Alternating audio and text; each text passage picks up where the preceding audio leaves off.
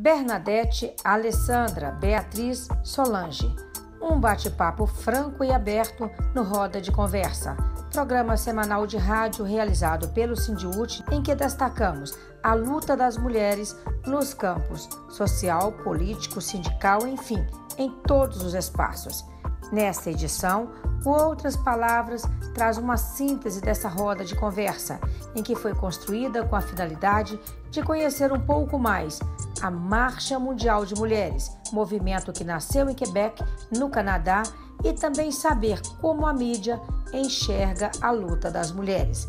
A jornalista Solange Bastos abre a conversa com Bernadette Monteiro, da Marcha Mundial de Mulheres. O que representa essa Marcha Mundial das Mulheres? Qual que é essa pauta que marca hoje? A marcha é um movimento popular, um movimento social, que ela nasce, a gente fala que ela nasce no final dos anos 90, em 1995, no Quebec, que é um território do Canadá, as mulheres, que eram principalmente professoras, mulheres sindicalistas, fizeram uma marcha de 10 dias reivindicando seus direitos. E já naquela conjuntura, que era uma conjuntura onde o neoliberalismo imperava, elas foram reconhecendo que aqueles direitos, que elas tiveram conquistas, mas que aqueles direitos eram provisórios se elas não construíssem algo que fosse para além do local delas. Então se impulsionou uma ampla mobilização de mulheres, de organização de mulheres no mundo inteiro, no sentido de ir forjando essa articulação internacional que pudesse confrontar mundialmente esse sistema capitalista, patriarcal, para que as conquistas das mulheres pudessem ser uma conquistas não provisórias, mas definitiva nas suas vidas. E inicia então esse processo que em 2000 a gente inicia como uma grande campanha.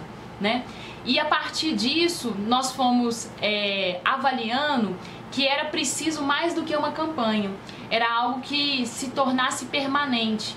Então em 2005 se toma a decisão, com esse processo maior de articulação, de se tornar um movimento permanente, que a gente articulou em 4 eixos, que é o eixo dos bens comuns, da luta contra a violência às mulheres, da luta pelo trabalho das mulheres e da luta por paz e desmilitarização. Então são 4, a gente chama de 4 campos de ação que nos articulam no mundo inteiro. E será que a mídia enxerga a mulher com um olhar feminino?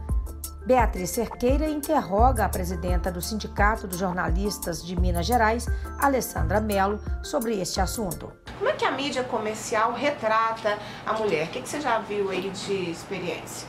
O mundo é machista e a mídia comercial reflete o mundo e o pensamento majoritário de todo mundo, que é um pensamento machista. A gente vê claramente, por exemplo, durante a eleição, a tentativa de reeleição da Dilma, quando ela se reelegeu numa disputa no segundo turno contra o Aécio Neves, uma cobertura extremamente misógina contra a presidenta. Extremamente, que é uma característica dos meios de comunicação, no geral. Entendeu? A gente vê as notícias que envolvem assassinato, violência contra a mulher, a palavra feminicídio não aparece. Entendeu? Muitas vezes aparece crime passional. Não é crime passional, é assassinato, é violência contra a mulher, é coisa que tem que ser debatida, discutida. Infelizmente, ela não foge ao padrão do comportamento geral dos homens, desse comportamento machista. Então cabe a nós, mulheres, inclusive leitoras, apontar esses erros, discutir essa questão, levantar esse debate, porque hoje uma ferramenta muito importante para se contrapor somos nós, nas redes sociais, nos portais, nos comentários, nas suas páginas pessoais, no dia a dia, levar isso adiante para a gente ir cada dia mais. Mas é uma batalha diária, é um reflexo do machismo institucionalizado, naturalizado que a gente enfrenta todo dia. Muitas vezes as mulheres não conseguem identificar todas as violências que sofrem, porque também a gente acha que a violência é só quando, só já é muita coisa, é quando o olho fica roxo, é quando tem alguma consequência física, e não é verdade, Existem uma série de violências que são praticadas no âmbito privado, que é de privação do direito de ir e vir, que é de privação da autonomia autonomia sobre o seu salário, que é de restrição à mulher pela própria família. É cada vez mais assustador, na minha opinião.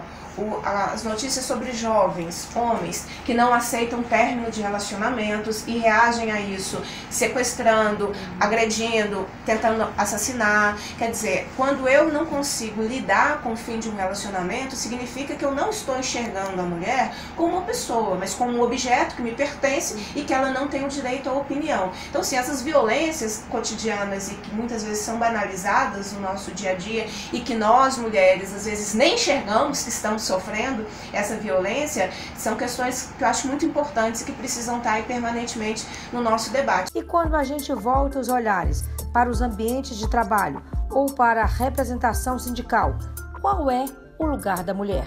O ambiente do trabalho e o ambiente sindical, um pouco o que a Alessandra estava dizendo, são ambientes masculinos, são feitos para os homens, que portanto não tem problema em chegar tarde ou cedo, não faz a menor diferença, não tem que ter a responsabilidade que se relaciona aos filhos, ou à escola, ou se relaciona a marcar o médico para a mãe, para a sogra, o acompanhamento ao médico, seja do filho, seja da mãe, seja da sogra, seja do sogro. Não há um processo que respeite isso, e como também a dificuldade da solidariedade, né? Não é visto como se nós não podemos estar naquele espaço de poder porque a gente tem limitação, que a gente tem que atender uma ligação da casa, porque a gente tem que sair um pouco mais cedo ou chegar um pouco mais tarde em função de um compromisso que deveria ser igualmente assumido por homens ou mulheres, mas é só assumido pelas mulheres, né? Isso é visto como algo, olha, ela é ótima, mas vai ter sempre um limite, porque ela tem atribuições que se naturalizaram sendo das mulheres. O trabalho doméstico e esse trabalho de cuidados ainda é visto como uma obrigação das mulheres, né? Ou uma responsabilidade exclusiva, né? E que as mulheres, inclusive, nem precisam ser remuneradas por isso, né? Por isso, inclusive, na educação infantil, né? As professoras, né? As enfermeiras, são aquelas também que têm menores salários, né? Porque é destinado que a gente nem precisa de formação para cuidar, né? Porque a formação que a gente recebe desde pequena, né, para cuidar de casa, cuidar dos meninos, né? Nós vamos fazer um dicionário popular aqui agora. Bernadette, explica pra gente o que é patriarcado, que nós dissemos aqui durante o programa. Tá, joia. O patriarcado, a gente está dizendo de uma relação de poder, né? A forma como a sociedade organiza, né, colocando a mulher num lugar de subordinação. Muitas vezes a gente simplifica e chama isso de machismo, né? Mas machismo é na hora que a gente está falando do comportamento, né? O patriarcado é algo que abarca também o machismo, né, nessa forma de comportamento, mas tem que haver com esses elementos também de estrutura de poder mesmo, né? Explica pra gente o que é feminicídio. Feminicídio é o assassinato de mulheres, né? É o assassinato que as mulheres sofrem por serem mulheres, né? Na legislação, e a gente cada dia dos movimentos tem trazido isso mais, que esse tipo de assassinato não tem a ver com ciúmes, com amor, com alguma coisa desse tipo. Tem a ver com dominação, subordinação das mulheres, né? Então, feminicídio, quando a gente está falando feminicídio, a gente está falando de assassinato de mulheres por serem mulheres. O importante para nós mulheres é perceber essa relação que a Bernadette explicou muito bem do patriarcado, e se unir, ser solidário e tentar romper com isso. Eu sei que é muitas vezes difícil, né? Às vezes você é dependente financeiramente do marido, psicologicamente, às vezes tem uma situação familiar de violência que é difícil romper essa estrutura, sair de casa, deixar tudo para trás. Às vezes procurem ajuda, denunciem. Tem muito espaço, muito movimento, muito grupo para apoiar, para dar esse anteparo aqui pra gente. E vamos junto, aí também vamos junto, porque só junto a gente constrói alguma coisa para poder romper tudo isso. Não se calar, é um negócio de não ficar calada.